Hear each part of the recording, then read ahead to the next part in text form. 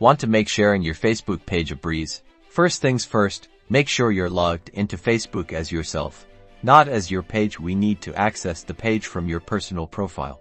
Now, look for the Pages option on the left-hand side of your screen. It's usually under the Explore section, but sometimes Facebook shuffles things around, so take a quick scan if you don't see it right away.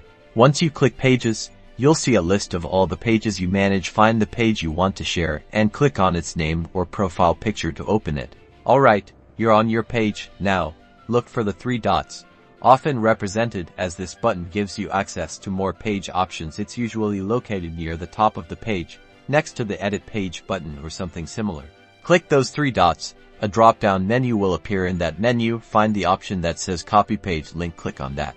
You should see a little notification pop up that says something like Link copied to clipboard. This means the URL for your Facebook page is now copied and ready to be pasted wherever you need it. Paste it into emails, text messages, or even promotional materials. It's that simple. Now you can share your Facebook page with the world. Don't forget to like and subscribe for more helpful tips.